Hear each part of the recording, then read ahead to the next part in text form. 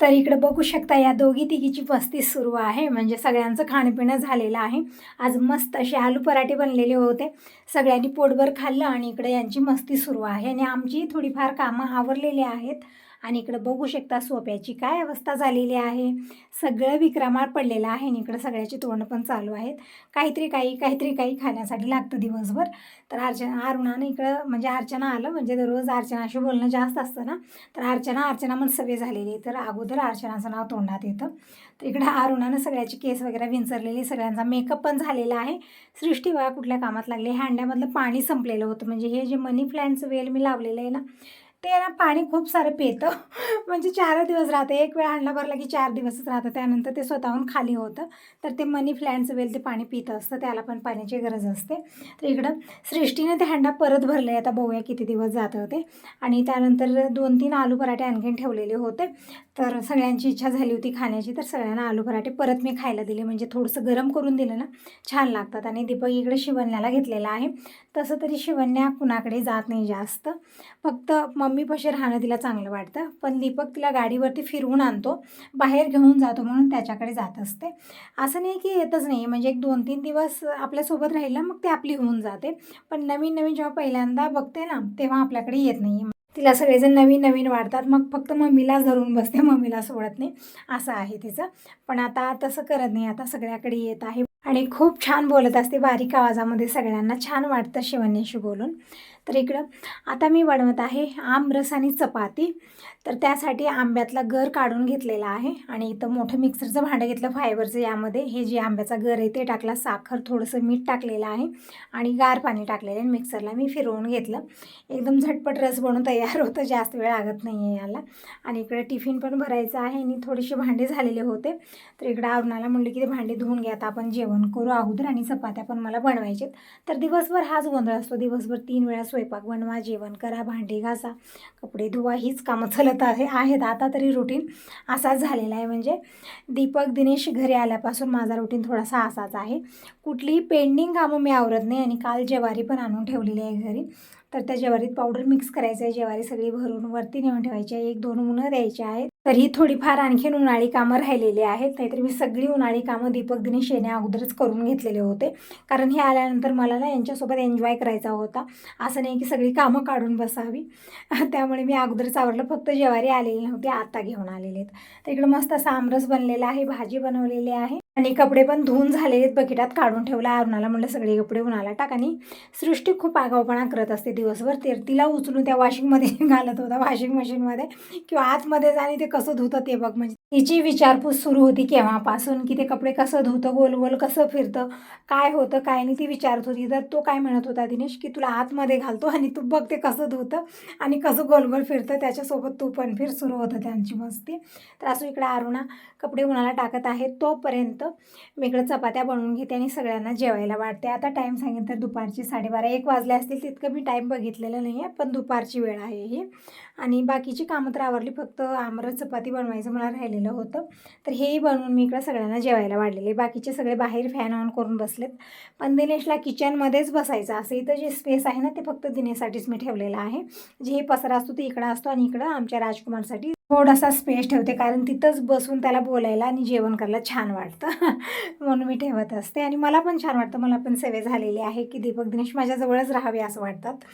तर इकडं सगळ्यांचं खाणंपिणं झाल्यानंतर अरुणाच्या मुली सगळ्या योगा करण्यामध्ये लागलेल्या होत्या, म्हणजे कधीही काही सुरू असतं यांचं। तर असं इथं आता आम्हीही जेवायला वाढून घेत आहोत, टिफिन वगैरे भरून दिलेला आहे, आता आम्हालाही भूक लागलेली आहे आणि मस्त असं आमरस आणि गरमागरम चपाती बघून तोंडाला पाणी येत आहे, भूक पण खूप लागली। तर इकडं सगळ्यांना जेवायला वाढलेलं आहे आणि आम्हीही जेवण करत आहोत। तर तुम्ही सगळेजण कसला वेट करता, या सगळेजण जेवण करायला। जेवण झालं आणि सगळी कामं यावरली, थोड्या वेळ आम्ही दोघी बहिणी बोलत बसलेलो होतो आणि तितक्यात आईचा फोन आला की अरुणाला पाठवून दे। तसं तर आज एक दिवस मला ठेवून घ्यायचं होतं हिला, पण आई म्हणत आहे पाठवून दे, आणखी परत येईल, म्हणजे आज मला धिरड्या आणि आमरस बनवायचं होतं रात्री। तर धिरडी मी म्हणलं अरुणाला की आपण आज धिरड्या बनवूया आणि तुम्ही उद्या जावा, पण नाही, आता तिकडं बोलवत आहे आई, म्हणत आहे आणखीन कधीतरी येईल, पण आता पाठवून दे। तर ठीक आहे म्हटलं, आता अरुणा पण जायला रेडी झालेली आहे इकडे, तर सगळेजण जात आहेत, मला पण थोडंसं सोनं वाटत होतं। म्हणजे अरुणा आल्यापासून ना खूप छान भरलेलं घर वाटत होतं, म्हणजे सगळे मुलं बाळं छान वाटत होतं आणि त्यांचा आरडाओरडा गर्दा दिवसभर चालू राहायचा, कुणाचं काही सुरू असायचं, छान वाटत होतं. पण अरुणा गेल्यापासून थोडंसं सुनं आणि एकदम घर रिकामा वाटत होतं. तर असो, आता ही संध्याकाळची वेळ आहे आणि मी करत आहे रात्रीचा स्वयंपाक. तर इकडं 2 कांदे मी साल काढून घेतलेत, म्हणजे जसं मी तुम्हाला म्हटलं की आज मला धिरड्या बनवायच्या होत्या, त्याच्यामुळेच मी अरुणाला ठेवून घेतलेलं होतं की आज धिरड्या बनवते आणि धिरड्या आमरस खाऊनच तू जा आईकडे. म्हणजे तसं तर ती 4-8 दिवस राहणार आहे आईकडे, कारण आता सगळ्यांना सुट्ट्या पण झाल्यात ना शाळेला, त्यामुळे ती निवांत आलेली आहे. पण असं निवांत मला कधीच भेटत नाही, मुलांना शाळा असो नसो कधीच सुट्टी भेटत नाही आहे, असं आहे. म्हणजे अरुणाच्या घरी सासूबाई आहेत, त्यांच्या नणंदबाई आहेत, जाऊबाई आहेत, त्यामुळे अरुणा 4-8 दिवस 15 दिवस निवांत राहते. पण इथं कोणीच नसतं ना, त्यामुळे मला कुठंच जाता येत नाही. तर असं इकडं मी शेंगा भाजलेले आहेत, कांद्यावरची साल काढून घेतली, कांदे धुवून घेतलेले आहेत आणि इकडं मी पीठ घेत आहे. तर ज्वारीचं पीठ घेतलेलं आहे, म्हणजे मेजरमेंट गरजेचे आहे यामध्ये. तुम्ही ग्लास घ्या, डब्बा घ्या, वाटी घ्या, काही घ्या. तर हे मी मोठ्या आकाराची वाटी घेतली, यानं 1.5 वाटी मी ज्वारीचं पीठ घेतलेलं आहे आणि अर्धी वाटी गव्हाचं पीठ आणि पोन वाटी इकडं बेसन घेतलेलं आहे. तर मेजरमेंट एकदम करेक्ट आहे, म्हणजे धिरडी अजिबात मोडणार नाही आहे, एकदम छान टेस्टी आणि नरम धिरडी बनून तयार होते. तर आता घेऊया बाकीचे मसाले. तर इकडं मसाल्याचा डब्बा घेतलेला आहे, मीठ घेतलेला आहे, ओवा घेतलेला आहे. म्हणजे आता आंब्याचा सीझन चालू आहे ना, तर सगळ्यांच्या घरी आमरस बनत आहे, त्याच्यासोबत कोणी मलिदा बनवतो, कोणी धिरडी बनवतो, कोणी पुरणपोळी, कोणी चपाती आणि असंच आमरस खायला सगळ्यांना खूप आवडतं. पण धिरडी आणि आमरस खूप छान टेस्टी लागतं, मस्त कॉम्बिनेशन आहे.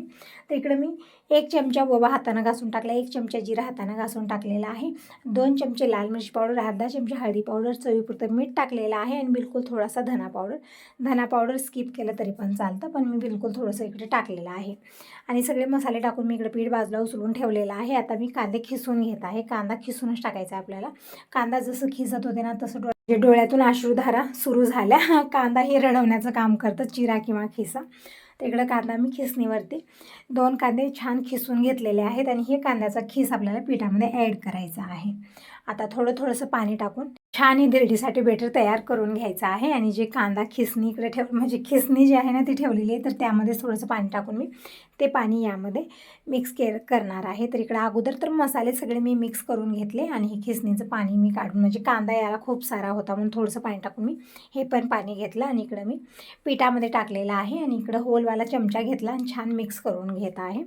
म्हणजे एक बेटरच करायचं आहे, जसं इडली डोश्यासाठी बेटर बनवतो ना, तशाच पद्धतीने आपल्याला एक बेटर तयार करायचं आहे. याचं खूप छान आणि टेस्टी धिरडी बनून तयार होते. तर इकडं थोडंसं पाणी टाकून मी छान मिक्स करून घेतलं, म्हणजे एकदम जास्त पाणी टाकलं तर गुठळ्या बनतात, त्यामुळे थोडंसं पाणी टाकायचं आहे आणि छान मिक्स करून घ्यायचं आहे. एकही गुठळी होणार नाही, एकदम परफेक्ट हे बेटर बनून तयार होतं. तर इकडं धिरडीचं बेटर बनून तयार झालेलं आहे. आता करूया पुढची तयारी. आमरस मला बनवायचा आहे, आमरस बनलेली आणि भाजी आणि हे पण मला बनवायचं आहे. असं नाही की फक्त धिरडी आणि आमरस बनवलं तर झालं, असं नाही. भाजी भात हे पण लागणार आहे, तर ते पण मी संग बनवून घेते. तर इकडं मी आंबे घेऊन आलेले. आंबे थोडेसे असे आहेत ना, पण खाण्यासाठी खूपच गोड आहेत, म्हणजे गोडीला खूप आहे ते आंबे. दिसण्यासाठी थोडेसे असे आहेत की बघितल्यानंतर वाटेल की अजिबात गोड नाही आहेत, पण खाण्यासाठी खूपच चविष्ट हे आंबे आहेत. तर आंबे मी चिरून घेत आहे इकडं आणि आंब्यातला गर काढून घेऊ आणि मिक्सरला फिरवून घेऊ. आज दुपारी पण मी आमरस बनवलेलं होतं, चपाती आमरस बनलेलं होतं. आता रात्रीच्या जेवणामध्ये धिरडी आणि आमरस बनत आहे. आमरस आता आंब्याचा सीझन चालू आहे, तर दररोज आमरस बनतच आहे आपल्या घरी आणि असेच आंबे खायला पण घेत आहेत. तर इकडं सगळे आंबे मी चिरून घेतलेले आहेत आणि यामधला गर काढून घेतलेला आहे मी. आता मिक्सरला फिरवून घेऊया. तर इकडे संग मी भातही बनत ठेवलेला आहे. तांदूळ मी स्वच्छ निवडून घेतले, धुवून घेतले आणि इकडे थोडंसं तूप टाकलेलं आहे, तूप आणि थोडंसं मीठ टाकून भात बनत ठेवले. तूप टाकल्यानं भात खूप छान बनतो आणि टेस्टी पण लागतो. तर इकडे गॅस ऑन केलं आणि गॅस ऑन केलं तर आठवण आली की गॅस संपलेला आहे, सिलेंडर रिकामं झालेलं आहे. तर असं म्हणत आहे तर 40 दिवस बुकिंग होणार नाही. तसं तर गॅस जास्त दिवस जात नाही, कारण खूप लोड असतो, पाहुणे पण येण्यावर असतात आणि दररोज ज्वारीच्या भाकरी बनल्यामुळे ना गॅस जास्त दिवस जात नाही आहे, मला 1 महिना जातो. पण आता काय करणार, नाईलाज आहे. आता त्यानंतर काय करणार, माझं डोकं चालत नाही आहे की 40 दिवसाच्या नंतरच बुकिंग होणार. 1च महिना गॅस जातो आम्हाला आणि 40 दिवसाच्या नंतर बुकिंग होणार. आता तोपर्यंत काय करणार, चूल घालण्यासाठी कुठं स्पेस नाही आहे, पूर्ण खाली जावं लागतं, नाही तर वरती 2 मजलीवरती जावं लागतं मला. सगळं घेऊन वरती जाणं आणि स्वयंपाक करणं आणि परत खाली येणं, काय अवस्था होणार आहे माझी. तर बघूया आता काय होईल काय नाही. तिकडं अजय, दिनेश, दीपक सगळेजण आलेले आहेत आणि अजय आलेले आहे हात जोडून डॅन्स करत, म्हणजे दिवसभर डॅन्स करण्यामध्येच असतो, म्हणजे आपल्याच आनंदात आनंदी असतो, मग्न असतो, स्वतःमध्येच बिझी असतो अजय. त्याचा स्वभाव खरंच खूप वेगळा आहे. तर इकडं दीपकला म्हटलं की आता धिरड्या बनत आहेत, म्हणजे मी बॅटर बनवलेलं आहे. तर आंबे खाल्ल्यानं आता आमरस आणि धिरड्या खाण्यात इतका मजा येणार नाही, म्हणून म्हटलं आंबे वगैरे खाऊ नका आता तुम्ही, कारण आमरस बनलेलेच आहे. आता धिरड्या बनवून देते आणि पटकन सगळेजण जेवण करा. बाबा, दीपक, दिनेश, अजय हे 4जण अगोदर जेवण करतील, मग नंतर दिनेश पप्पा आल्यानंतर मग आम्ही सगळेजण जेवण करू. तर इकडं हे बॅटर छान बनलेलं आहे, बघू शकता तुम्ही. आता पॅनला तेल लावण्यासाठी कांदा आतमधून चिरून घ्यायचा आहे. आणि हे जे मिक्सरचं भांडं आहे ना, ते दीपकला म्हटलं की ते धुवून ठेवा अगोदर, कारण ते फायबरचे थोडेसे पडापडी झाली किंवा त्याचे तुकडे होतात. तर अगोदर ते स्वच्छ धुवून ठेवलेलं आहे. सगळा पसारा पण उचललेला आहे मी. आणि एक कांदा आतमधून कट करून देण्यासाठी सांगितले आहे दीपकला. आणि वाटीत मी तेल घेतलेलं आहे. आणि या कांद्याला एक कडची लावायची आहे, म्हणजे उलतण्यामध्ये हे लावून घेतलेलं आहे. दीपक देत होता सुरी, म्हणजे चाकूनं व्यवस्थित येईल मम्मी, पण ते छोटं पडेल म्हणून मी म्हटलं उलतणंच ठीक आहे, लोखंडी उलतणं जड पण आहे हे. तर इकडं तेलात बुडवला हा कांदा आणि पूर्ण पॅनला मी तेल लावलेलं आहे. तसं तर जी पोळी तवा असतो ना, म्हणजे चुलीवरती जाड तवा ठेवतात बघा, त्याच्यावरती अगोदर बनवलं जातं. एक वेळा मला आठवण आहे, बॅटर बिघडलेलं होतं आणि मी धिरड्या बनवायला बसले चुलीवरती, त्या म्हणजे जे पोळीचा तवा असतो ना, लोखंडी तवा, त्यावरती. तसं तर आता नॉनस्टिकी तवा आहे, त्यामुळे धिरडे वगैरे बिघडण्याचं काही टेन्शन नाही, कारण चिटकत नाही आहे त्याला. पण जे पोळीचा तवा असतो ना लोखंडाचा, त्यावरती धिरडी चिटकण्याची भीती असते, व्यवस्थित उठत नाही आहे, जाळ व्यवस्थित जात नाही, हा सगळा प्रॉब्लेम आहे. तसंच झालेलं होतं. मी पहिल्यांदा धिरडी बनवायला गेलेली होती, एकही धिरडी आली नाही, तर मी थोड्या वेळपासून रडलेली होते, कारण धिरडीच व्यवस्थित येत नव्हती. पण आता नॉनस्टिकी पॅन असल्यामुळे तितकं टेन्शन नाही आहे, कसंही बनवा व्यवस्थित होतात, कारण चिटकत नाही ह्याच्यावरती. तरी पण बॅटर परफेक्ट झालं पाहिजे, नाहीतरी ते पलटणारच नाही. तर इकडं पहिली जी धिरडी बनलेली आहे ती टाकून दिली जाते, म्हणजे काय रूल्स आहेत काय माहिती. अगोदर तर पत्रावरती टाकायची गावाकडे, पण आता इथे पत्र तर नाही आहेत, तर असंच बाहेर टाकून दिली जाते. तर इकडं पहिली धिरडी जी आहे ना, ते अगोदर बाहेर नेऊन टाकलेली आहे. आणि आता सगळ्याच धिरड्या मी इकडं बनवून घेत आहे. आणि संघ दीपक, दिनेश, अजय 3जण, बाबा सगळेजण जेवण करतील. गरमागरम धिरडी आणि आमरस आणि भाजी भात पण बनलेलंच आहे.